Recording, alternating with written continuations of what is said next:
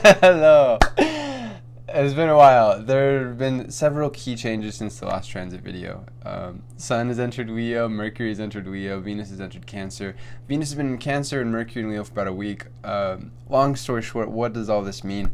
It means that we have a lot of fire energy to work with. We are in another fire sun season. What is fire energy? It is the best of our inner child. It is the best of our individual spark as individuals. The ego is the best of the ego. It is also potentially the challenge in regards to our inner child throwing temper tantrums, potentially being childish in an unpleasant way, potentially, and being egotistical in an potentially unpleasant way. There's ultimately it's going to have to do with ego. How are we in tune with our ego? How are we not in tune with our ego? And then the people around us, how are we being influenced by them and their egos? Or are we being mature and we're rising above negative influence as well as enjoying the positive influence, right? This is a time of great enjoyment of self. Excuse me. Great expression of self, great creativity.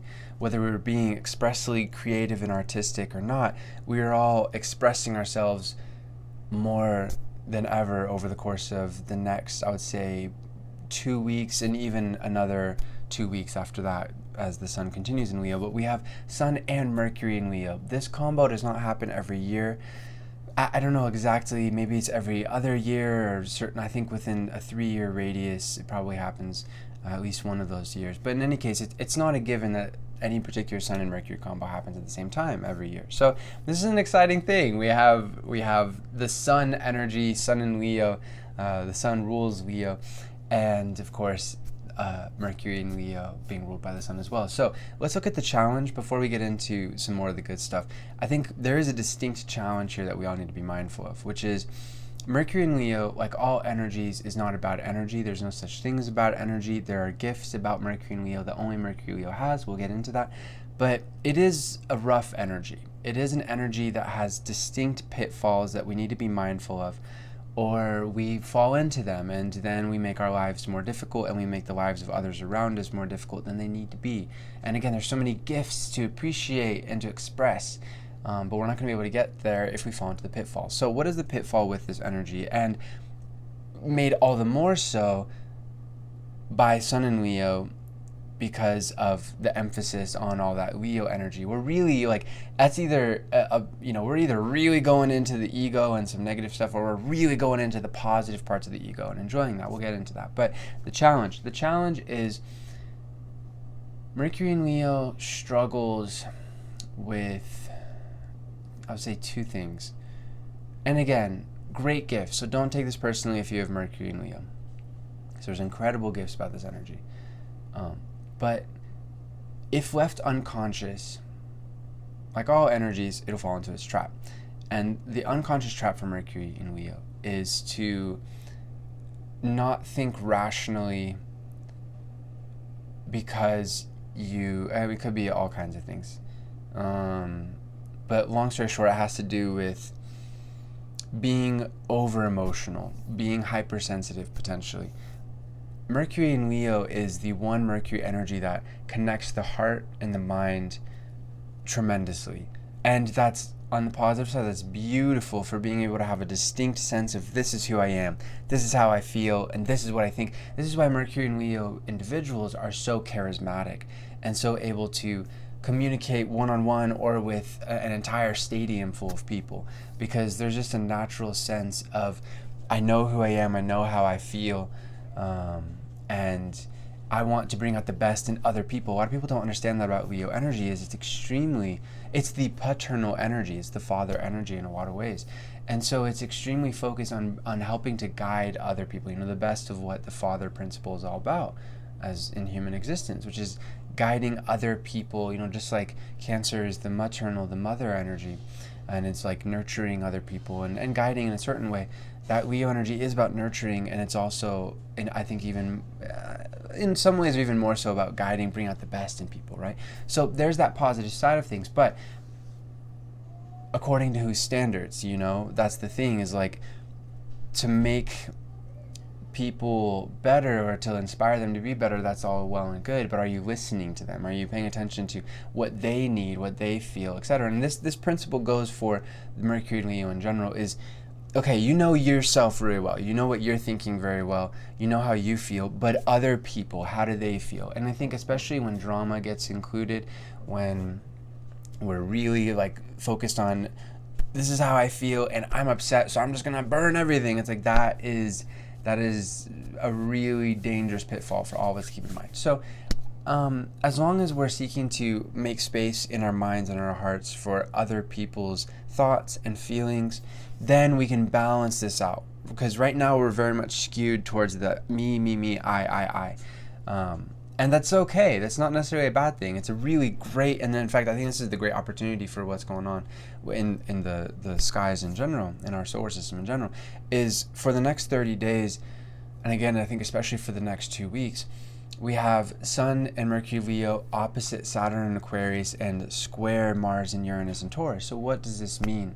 It means that we're all feeling a certain kind of tension, and we really have been feeling a certain kind of tension since the beginning of 2021 when Saturn entered Aquarius. So for all of 2021 and for this half of a year that we've experienced in 2022, we've all been feeling Saturn in Aquarius challenging us, and it's been a good challenge. Saturn is always challenging us, and we want to embrace the challenge. Life would be boring if there wasn't trials to overcome, if there wasn't a pressure to grow in a certain way, if we weren't doing new things to achieve new results in our lives. And we don't have a choice whether we want to face it or not. This is a part of human existence. We have to be paying attention to Saturn excuse me, if we want to grow. And if we decline, then we face a lot of stagnation, we face a lot of hitting a brick wall, a dead end type situation. Excuse me. And then we learn the hard way of, I have to pay attention to Saturn, usually in the form of some kind of major trial. So the trial that I'm talking about for the next month isn't so much like some big particular event. It's more like feeling pressure. So what is this pressure and how can we use it for good? This pressure, again, is focused on Saturn and Aquarius, is focused on bringing out the best in us as individuals, making sure our ideas and our vision for our future is really in line, and also focusing on how we can contribute to the collective of humanity to make humanity better. It's like Gandhi said, to be the change that we want to see in the world. Both of these things are the major focal points for Saturn and Aquarius: development of the individual and development of, in whatever way that we can possibly positively influence as individuals, society and the collective of humanity. And we would be surprised, we all influence each other all of the time. We're incredibly social species as human beings. So we're not necessarily like talking about like getting up and making a speech in front of 1 million people. We influence each other all the time. So every one of us is focused on these two things. So for the next month, we are having a kind of a check-in point, a reality check, but it doesn't have to be a bad reality check. It has to be, it's a sense of, okay, who am I as a person? That's all this Leo energy, right? And how do I connect with other people? Now, if we're not very aware of who we are, then we can really suffer at this time. Our ego can be way out of bounds. It can cross people's lines, and then we can experience some kind of, putting in our place in a way, verbally or through some kind of rule, or even in the extreme case of a law or something, if we break the law or something. But then I think the other thing to keep in mind too is not just excessive ego, but the underserving of ego, right? I think that, ironically, with these Leo energies, it's not as likely as the potential excess, but ironically, I think especially, and this is where the Taurus energy comes in, we can underserve our ego. We cannot be as in tune with our ego, and we can hold ourselves back and then be really bitter, and then that's where our ego actually gets into play of like, I'm not being who I want to be, but I'm angry at other people. It's their fault. It's like, okay, that doesn't serve us either. We need to all always embrace the fact that we can guide our lives and change them in a positive way. Even if it's not as directly as we'd like or whatnot, we still can always guide our lives better. So I think that's really important to keep in mind, and we are feeling this pressure with Mars and Uranus and Taurus. It's like we talked about before. The big challenge here is to get caught in a rut and to not move out of that rut. We are feeling even more pressure than we were feeling before in regards to this. Now, there's a very simple solution for this, and if we're not feeling caught in a rut and we feel like things are good, well then cool. That solution also fits for those individuals as well who are experiencing that. No matter what, it all comes down to practical action. There's only so much time and energy that you can devote to your thoughts, and this is how I feel, and this is what I think, and this is who I am, yada, yada. All of that is a necessary component in what's going on here, as per our consciousness. But at some point, we just got to act. We just got to do things. And that also, in a sense, I don't want to say defines, but has a very strong sense of giving structure to who we are as human beings. You know, we can tell ourselves, I'm this, I'm so good at this, et cetera, et cetera. But until we do that and then do it again and then keep doing it and get in a really good routine with it, really good habit with it, then we're really just telling ourselves stories and we're not living them out. So I think that this is how we handle this pressure, is whatever way that we want to bring out the best in ourselves, bring out the best in our contribution to the collective of humanity. However we want to express ourselves, whatever it is that we want to do with our lives, to create with our lives. Action. Stay focused on the action, stay focused on the nuts and bolts. And really, when it comes to other people acting out with their egos, ask yourself this. Does this stop me or get in the way of me trying to do what I'm trying to do with my life in a positive sense? And really, at the end of the day, it shouldn't. Other people are on their own trips, their own perceptions, whether you like what they're saying or thinking or doing or not. Very rarely are they actually getting in the way. And even then, how can you just power around them? How can you just avoid the situation? I mean, unless there's like a necessary conversation that needs to happen or something. It's hard to generalize about every single possible scenario here. But more likely than not, even if somebody else is kind of like poking you in a way, or it feels like your ego is getting poked, let's face the reality of more likely than not, you can just ignore them. You can keep focused on what you need to stay focused on and keep moving forward. And that's how you're actually going to bring out the best in yourself and bring out the best through practical action of what you have to give to the collective of humanity, which of course, you know, makes everybody's lives better, including your own. So I think that's the main focal point for really the next month for all of us.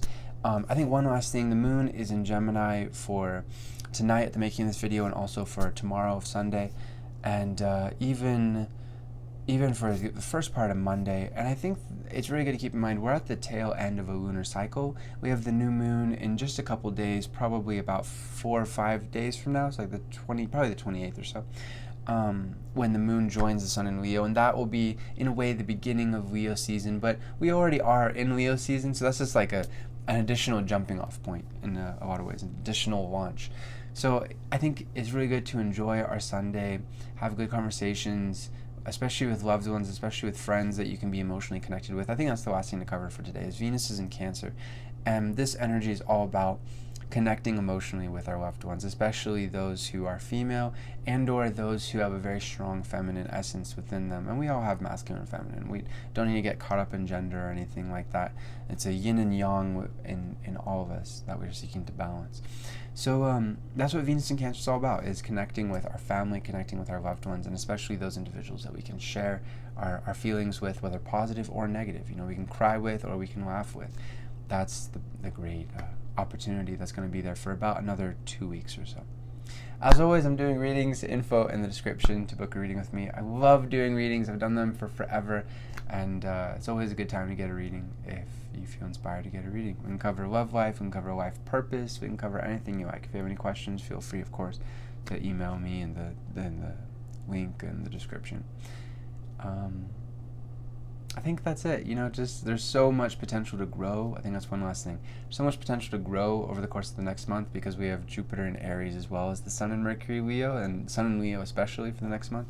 So just face that pressure like we were talking about before with action, and also allow yourself to feel inspired, allow yourself to feel enthusiastic and optimistic, because it's through that faith, it's through that sense of possibility and can do, that things actually become possible. And then if you just keep at it, they become probable. And then if you just keep at it, they become inevitable. And then it happens. Infinite love to you, my friends. Namaste. Peace.